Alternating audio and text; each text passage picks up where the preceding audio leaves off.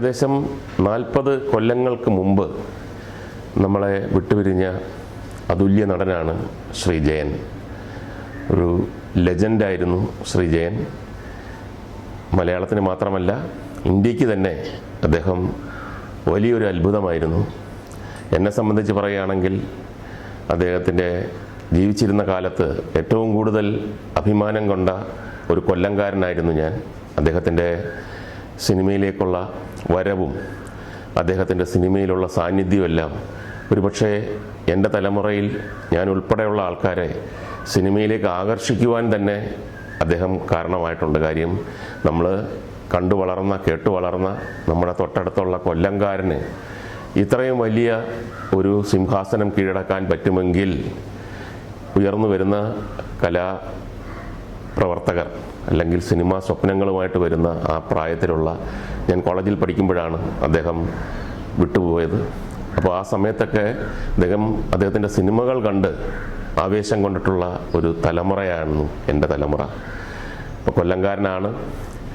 ശരിക്കും സിനിമയിൽ വരുന്നതിന് മുമ്പ് തന്നെ അദ്ദേഹവും ഞാനുമായിട്ട് പരിചയമുണ്ട്. അദ്ദേഹത്തിന് ഒരുപക്ഷെ മനസ്സിലായി കാണത്തില്ലായിരിക്കും. കാരണം അദ്ദേഹത്തിനെ സിനിമയിലേക്ക് കൊണ്ടുവന്ന JC എന്ന് പറഞ്ഞൊരു ഡയറക്ടറുണ്ട്. അദ്ദേഹം എൻ്റെ അച്ഛൻ്റെ നാടക സംഘം ആയ കാളിദാസ കലാകേന്ദ്രത്തിലെ ഒരു നടനായിരുന്നു JC. അപ്പോൾ അദ്ദേഹം സിനിമയിൽ വലിയ സംവിധായകനായപ്പോൾ ഓരോ പ്രാവശ്യവും തിരുവനന്തപുരത്തേക്ക് കാറിൽ സഞ്ചരിക്കുമ്പോൾ ഒരു ചുരുണ്ട മുടിയുള്ള നല്ല വെൽ ബിൽറ്റായ ഒരാളാണ് കാർ ഓടിക്കുന്നത്. ഡയറക്ടർ JC കൂടെ ഉണ്ടാവും.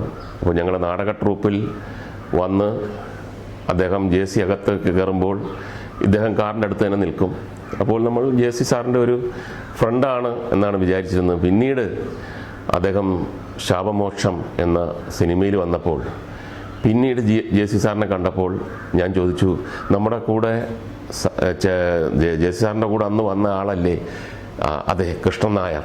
അദ്ദേഹമാണ് ഇപ്പോൾ ജയൻ എന്നുള്ള പേരിൽ നമ്മൾ സിനിമയിലേക്ക് രംഗപ്രവേശനം ചെയ്തിരിക്കുന്നത്.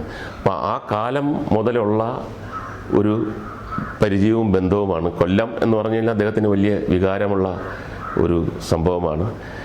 അദ്ദേഹത്തിന് എനിക്ക് മറക്കാൻ പറ്റാത്ത ഒരു സംഭവം എന്ന് പറഞ്ഞാൽ, അദ്ദേഹം ഒരു പോളോ കളിക്കാരനായിട്ട് വെള്ള പാൻറ്റും വെള്ള ഷർട്ടും ഒക്കെ ഇട്ട് വെള്ള കുതിരയുടെ പുറത്ത് ഒരു സിനിമ പോളോ കളിക്കുന്നതായിട്ട്, കുതിരപ്പുറത്തിരുന്നിട്ട് ഇങ്ങനെ കളിക്കുന്ന ഒരു കളിയാണ് പോളോ.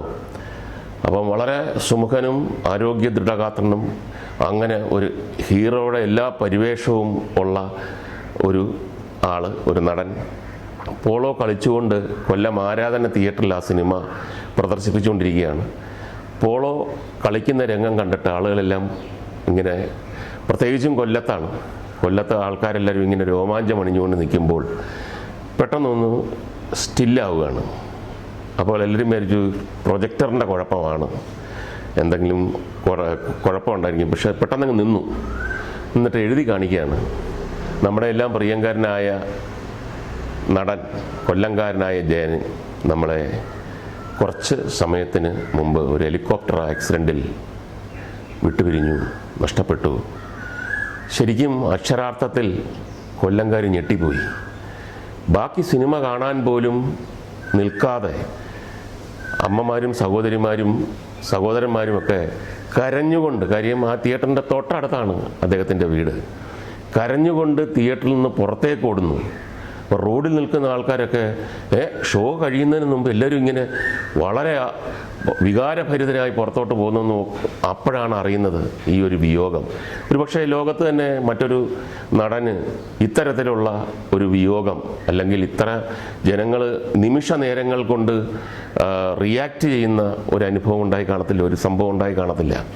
അപ്പോൾ അതിനുശേഷം ഇത്രയും കാലമായിട്ടും പലരും വിസ്മൃതിയിലായെങ്കിലും ഇന്നും അത് കഴിഞ്ഞിട്ടുള്ള 3-ാം തലമുറയോ 4-ാം തലമുറയോ ഒക്കെ ആയി കാണും കൊച്ചു കുട്ടികൾ.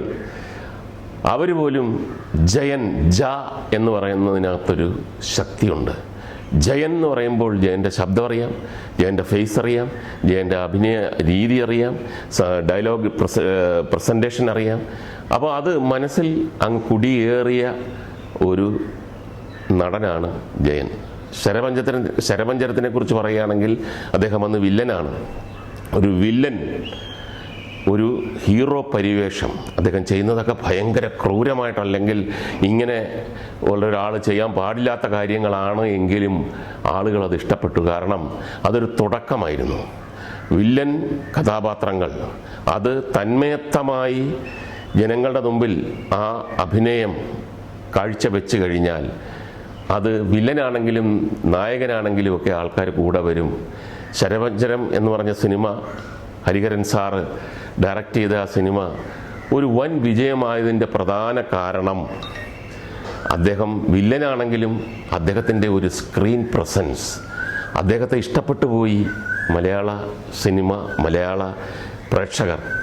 അന്ന് മുതൽ എല്ലാവരുടെയും മനസ്സിൽ കുടിയേറിയ ഒരു അതുല്യ നടനാണ് ശ്രീ ജയൻ. പിൽക്കാലത്ത് ഞാൻ സിനിമയിൽ വരുന്നതിന് മുമ്പ് അദ്ദേഹം വിട്ടുപിരിഞ്ഞു എങ്കിലും പല സന്ദർഭങ്ങളിലും അദ്ദേഹം സിനിമാ നടൻ എന്ന നിലയിൽ മീൻ എന്ന് പറഞ്ഞ സിനിമയുടെ ഷൂട്ടിങ്ങിനൊക്കെ കൊല്ലമായിരുന്നു. അപ്പോൾ അദ്ദേഹത്തെ കാണാൻ വേണ്ടിയൊക്കെ നമ്മൾ ചെല്ലുമ്പോൾ അദ്ദേഹം വളരെ വ്യക്തമായി കാളിദാസ കലാകേന്ദ്രത്തിൽ ഫിയറ്റ് കാർ ഓടിച്ചുകൊണ്ട് വന്നിരുന്ന കാലം തൊട്ട് ഇങ്ങോട്ടുള്ള കാലങ്ങളും നാടക പ്രസ്ഥാനവുമായിട്ടുള്ള ബന്ധവും എല്ലാം വളരെ വിശദമായിട്ട് അദ്ദേഹം ഞാനുമായിട്ട് സംസാരിച്ചിട്ടുണ്ട്. അദ്ദേഹം അപ്പോൾ അതൊക്കെ നമ്മൾ ഫാനാണെന്ന്. പക്ഷേ പിൽക്കാലത്ത് ഞാൻ സിനിമയിൽ വന്നതിന് ശേഷം, അതിനു മുമ്പ് അദ്ദേഹം പോയി, അദ്ദേഹത്തെ ഒരുപാട് മിസ് ചെയ്തു. കാര്യം കൊല്ലം എന്ന് പറയുന്ന ഒരു സ്ഥലത്തെ ഒരുപാട് സ്നേഹിക്കുകയും ഇഷ്ടപ്പെടുകയൊക്കെ ചെയ്തിരുന്ന ഒരാളാണ്.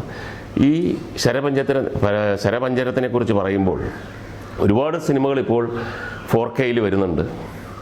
ഡോൾബി ആ ഒരു ടെക്നിക്കൽ ബാക്ക്ഗ്രൗണ്ടോടുകൂടി വരുന്നുണ്ട്. ഒരുപാട് സിനിമകൾ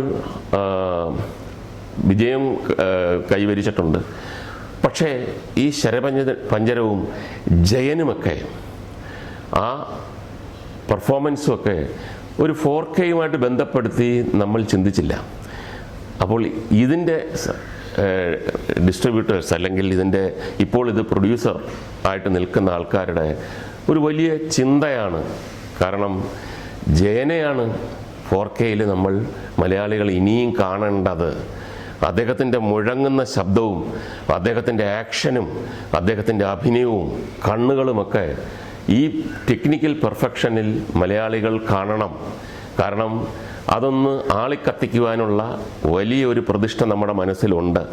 തീർച്ചയായിട്ടും ശരപഞ്ചരം അത് ആളിക്കത്തിക്കുക തന്നെ ചെയ്യും. All the best.